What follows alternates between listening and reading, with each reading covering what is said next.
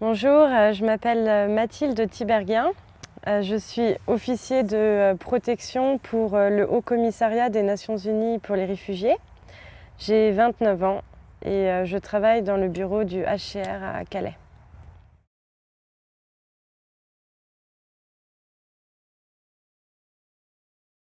Je travaille avec le Haut Commissariat des Nations Unies pour les réfugiés depuis 2006. J'ai d'abord travaillé à notre siège qui se trouve à Genève en Suisse. Et ensuite, j'ai travaillé à l'est du Tchad avec les réfugiés du Darfour. Et ma nouvelle affectation est le bureau du HCR à Calais dans le nord de la France. Notre bureau a ouvert en 2009 et il s'agit pour nous d'apporter des informations auprès des migrants sur les possibilités de demander l'asile en France. Il y a en effet beaucoup de migrants dans le nord de la France qui sont en transit avec l'intention d'aller en Angleterre. C'est très dangereux pour eux d'essayer de passer illégalement en Angleterre.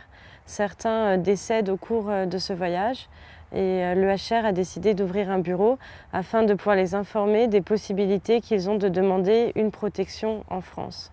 Donc ça, c'est pour ceux qui ont quitté leur pays en raison de persécutions, de menaces. La plupart des migrants dans le nord de la France qui sont ici près de Calais viennent de pays en guerre, comme l'Afghanistan, l'Irak, la Somalie, l'Érythrée. Donc c'est très important pour nous d'être là pour les accompagner, les informer, les conseiller. Le HCR a décidé d'ouvrir une antenne à Calais l'année dernière, donc en 2009. Parce que la situation à Calais a été considérée par le HCR comme préoccupante. Les migrants dorment et vivent dans des conditions assez précaires, souvent dans des camps ou dans des squats, où les conditions de vie sont très mauvaises, les conditions d'hygiène également. Les migrants essayent d'échapper à une certaine pression policière puisqu'ils se trouvent pour certains en situation irrégulière sur le territoire français. Donc cette invisibilité, ou en tout cas le fait qu'ils essayent de se cacher, les expose à des pressions de la part des passeurs. En fait, donc les passeurs qui les ont fait venir jusqu'ici sont totalement en contrôle de ces populations migrantes qui sont donc vulnérables à toute forme d'exploitation. Donc en raison de ces conditions de vie préoccupante et du fait que les migrants n'ont pas accès à des informations neutres, précises et impartiales, le HCR a décidé d'ouvrir une antenne. Donc il s'agit pour nous d'avoir accès à ces personnes. Donc on se déplace sur les sites où ils vivent et on essaye de leur expliquer qu'il y a des possibilités d'obtenir des protections ailleurs qu'en Angleterre.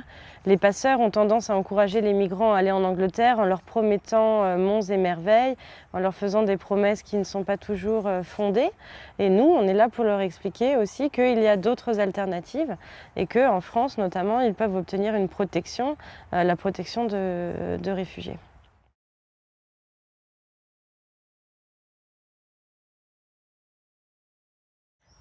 Ce qui est très intéressant quand on travaille avec le HCR, c'est qu'on a la possibilité de rencontrer des personnes qui ont des personnes du monde entier qui qui ont démontré un grand courage par leur vie. Ces gens ont tout quitté du jour au lendemain. Ils ont dû abandonner leur famille, leurs habitudes, leurs amis, leur communauté, leur habitation, et ils ont dû fuir.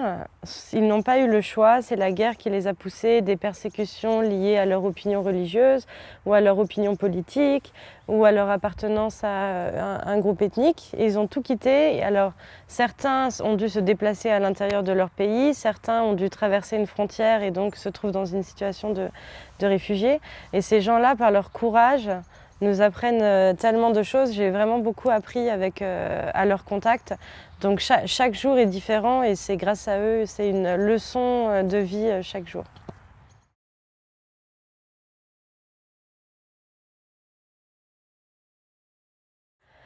Évidemment, on ne peut pas tout faire et c'est pour ça que c'est important de coopérer avec tous les acteurs. Le HCR a des pouvoirs limités, nous ne sommes pas un gouvernement.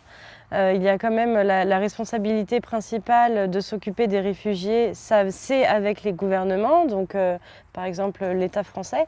Donc il y a évidemment des limites à notre action et c'est pour ça que c'est important qu'on travaille avec tous. Ce que je n'aime pas après précisément, c'est quand on se retrouve face à des situations humaines tragiques. Quand on voit un enfant réfugié qui est recruté dans une force ou un groupe armé et qui devient un enfant soldat, ou des réfugiés qui se trouvent à l'extérieur de leur pays et qui même à l'extérieur de leur pays se retrouvent confrontés à d'autres problèmes, des violences, ça évidemment ça rend triste et on n'aime pas.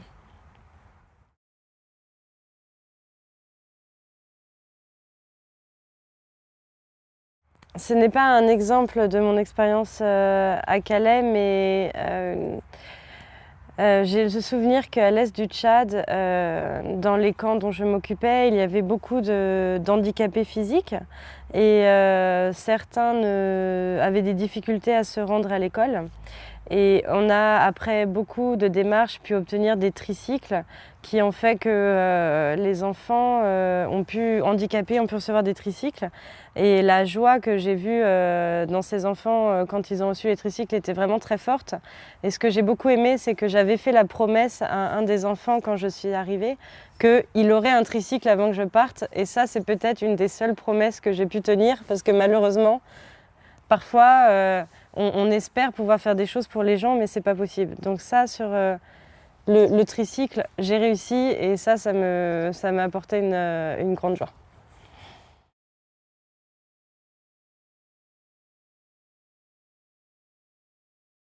Là encore, je ne vais pas vraiment m'exprimer sur Calais parce que je voudrais préciser que j'ai commencé cette nouvelle mission il y a seulement 6 semaines. Quelque chose qui a été difficile, c'est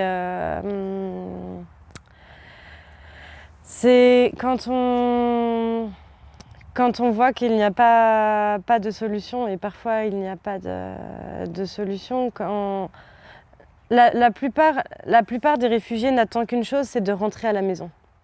C'est ce qu'ils disent tous, I want peace and I want to go home. Parce que beaucoup pensent que les gens veulent vivre à l'étranger, mais c'est pas vrai, c'est souvent pas un choix. Ils quittent leur famille parce qu'ils n'ont pas le choix. Et tous n'ont qu'un souhait, c'est de retourner dans leur milieu naturel, où c'est leur valeur, leur culture, c'est leur terre. Et quand on voit qu'il n'y a pas la paix dans le pays, n'avance pas, ne revient pas, c'est triste parce que vivre en exil, c'est difficile. Donc, voilà.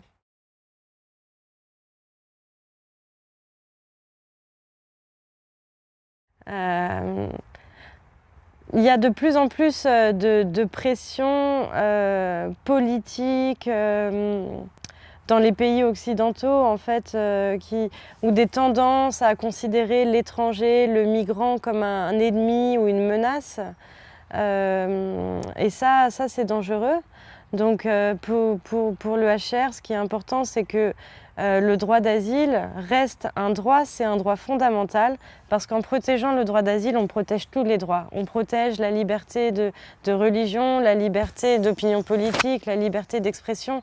Donc si on croit vraiment aux droits de l'homme, protéger le droit d'asile, c'est clé, parce qu'en protégeant le droit d'asile, on protège tous les droits. Donc il faut laisser la possibilité aux gens qui sont demandeurs d'asile, la possibilité d'accéder à des endroits où ils peuvent vivre en paix et en sécurité.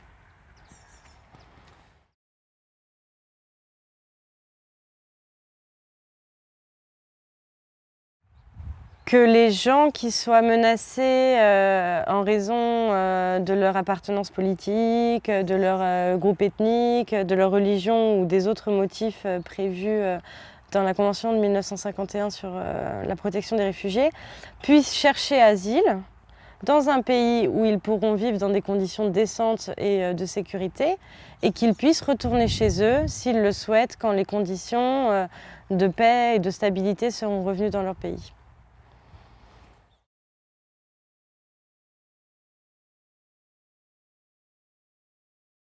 Les personnes qui relèvent du mandat du HCR, donc qui sont nos clients, mais qui peuvent être des demandeurs d'asile, des réfugiés, des apatrides, des déplacés internes, des rapatriés, ont des opinions complètement différentes, sont de religions complètement différentes selon là où on travaille. Et évidemment, nous, en tant qu'organisation internationale, on n'a pas d'avis, d'opinion à avoir sur les opinions religieuses des personnes avec qui on travaille. Ils sont libres de pratiquer leur religion. Donc, ce que je peux dire, c'est qu'en tout cas, à Calais, où les migrants qui sont autour de Calais sont plutôt de confession musulmane, et c'est important de respecter leur religion et d'agir d'une manière qui ne heurte pas leurs convictions personnelles. Ensuite, en tant que fonctionnaire des Nations Unies, je préfère ne pas exprimer mes choix religieux ou politiques parce que ça ne regarde que moi et je me garderais bien de faire du prosélytisme qui est d'ailleurs proscrit dans le cadre de l'exercice de mes fonctions.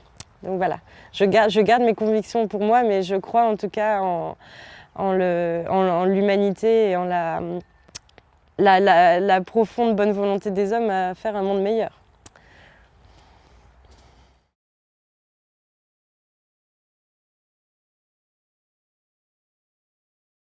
Well, I think, je pense qu'ils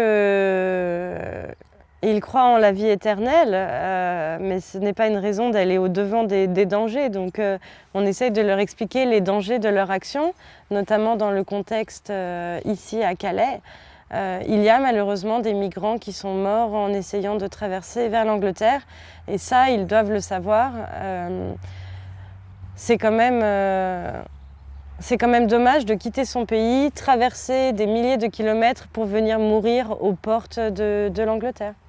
Et peut-être c'est le moment ici de décider, j'arrête, je reste ici, j'essaye de reconstruire ma vie. Ça, c'est le plus important pour les réfugiés, c'est de recommencer leur vie parce qu'ils ont dû laisser leur vie derrière eux.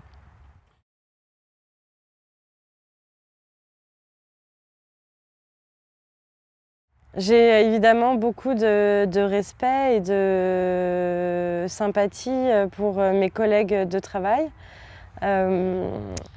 Monsieur Safi est une personne qui a une vie très intéressante et très impressionnante.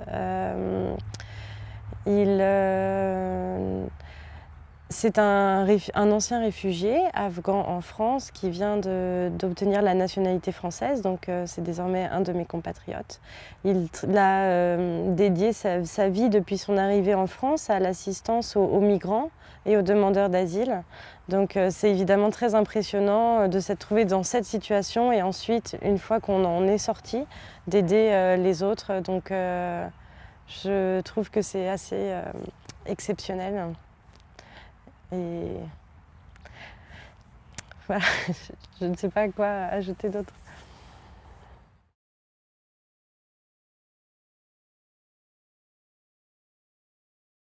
Mon message à tous et à toutes, c'est posez-vous la question, qu'est-ce que je ferais si c'était moi? Parce qu'on a la chance, en tout cas en Europe, d'avoir connu la paix. Ma génération, on n'a connu que la paix. Mais nos parents, nos arrière-grands-parents ont connu la guerre. Et je pense qu'il faut toujours se demander qu'est-ce qu'on ferait si on était à la place de ces migrants qui dorment en bas de chez nous, qui sont tout près de nous. Ça pourrait être vous. Ces gens avaient une vie normale, un équilibre, une famille, un travail. Et ils ont tout quitté et se retrouvent près de nous. Donc je ne peux qu'inviter à la solidarité et à la tolérance.